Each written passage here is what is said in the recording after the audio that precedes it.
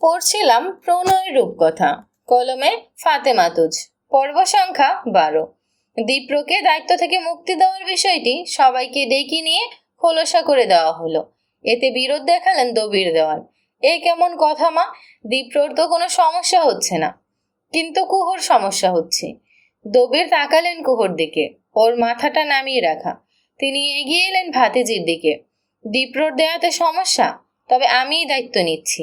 এতে নিশ্চয়ই সমস্যা নেই। এখানেও কুহুর সমস্যা আছে, তবে সেটা বলতে গেলে বিষয়টা খানিকটা দৃষ্টিতে লাগে। ও উসখুস করছিল, তখনই মা বললেন, সমস্যা আছে ভাইজান। দবির তাকালেন ছোট ভাইয়ের স্ত্রীর দিকে। ববিতা শুকনো ঢোক গিলে বললেন, বেয়াদবি মাফ করবেন ভাইজান, কিন্তু আমি চাচ্ছি না আমাদের দায়িত্ব কারো হাতে যাক। শুধুমাত্র বিয়েটা ভাঙার জন্য এই সিদ্ধান্ত নিলে তুমি? ধরে নিন তেমনটাই।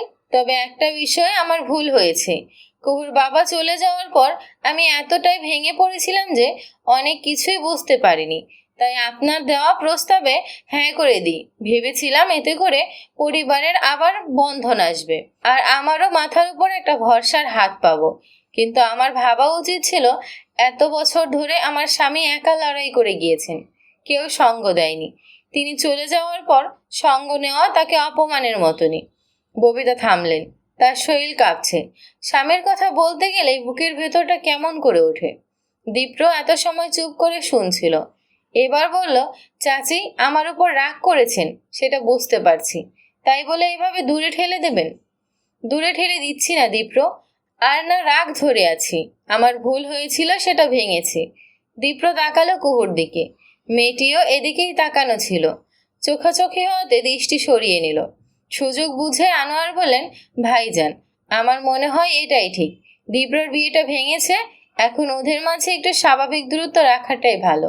না হলে ব্যাপারটা কেমন যেন লাগবে। যদিও ওরা চাচাতো ভাই বোন, তবুও এখন পরিস্থিতিটা বোঝেন, সব তো ঠিক আগের মতো নেই। বাবার কথায় আয়ানার ঠোঁটে হাসি এলো। এত সময়ে বাবা কিছু ভালো তো বললেন।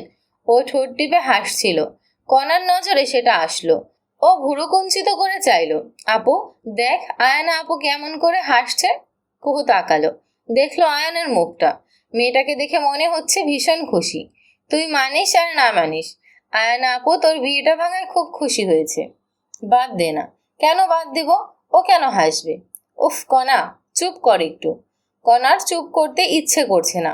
ওর ইচ্ছে করছে আয়নার চুলগুলো মুঠোয় নিয়ে বলতে, এত রং কেন উঠেছে তোমার মনে? তবে সেটি পারছে না। না পারছে বিধায় খুব রাগ হচ্ছে। ও ঠোঁট কামড়ে বসে আছে। দীপ্রর দাদি বললেন, আমি কারো উপর কিছু চাপাবো না আর। তোমরা সবাই যে যার মর্জির মালিক। আম্মা আমাকে মাফ করবেন। মাফের কথা না ছোট বউ, তোমাদের সবার সিদ্ধান্ত নেওয়ার অধিকার আছে। আমার ছেলেটা নেই, ও থাকলে সব অন্যরকম হতে পারত। বলে একটা দীর্ঘ নিঃশ্বাস ফেললেন তিনি।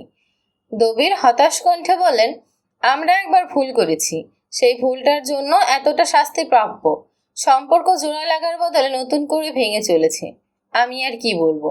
আমার ছেলেটা চরম অন্যায় করেছে, তাই আর বলার মতন মুখ নেই। দীপ্রর দিকে চেয়ে হতাশার কথাগুলো বললেন দবির।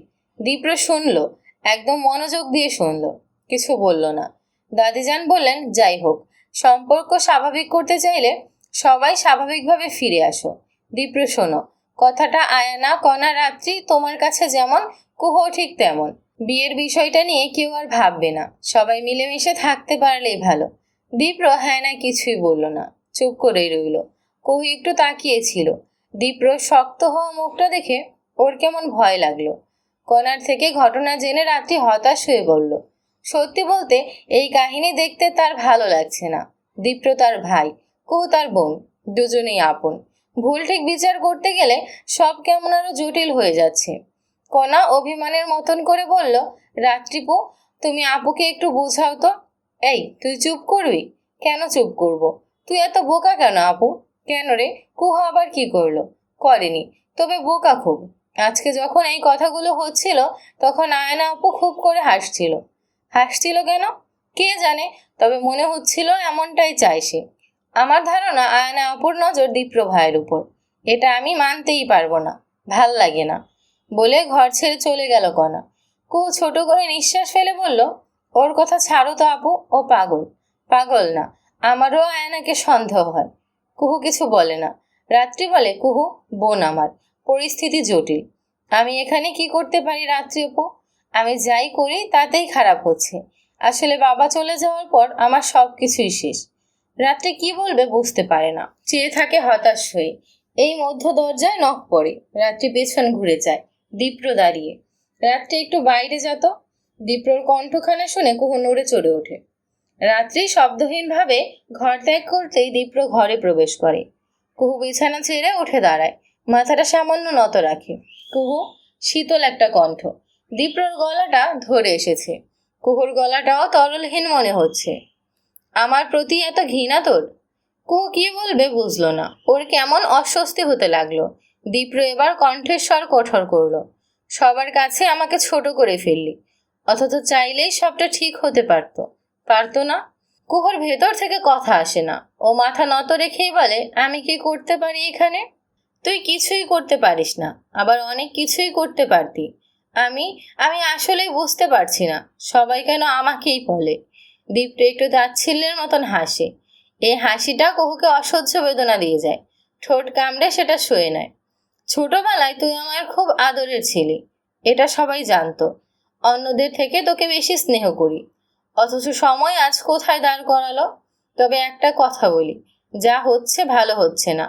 এর দায় শুধু আমার একার না কুহু, আমার একার না। বলেই ঘর থেকে চলে যায় দীপ্র। কুহু তাকায় সে পথে। ওর শরীর কাঁপে। মৃদু একটা ভয় শরীরকে শীতল করে দেয়। চোখ দুটোই নোনা জলে সে আটকায়। সব দায় তার। হ্যাঁ, সব দায় তার। শুধুই তার।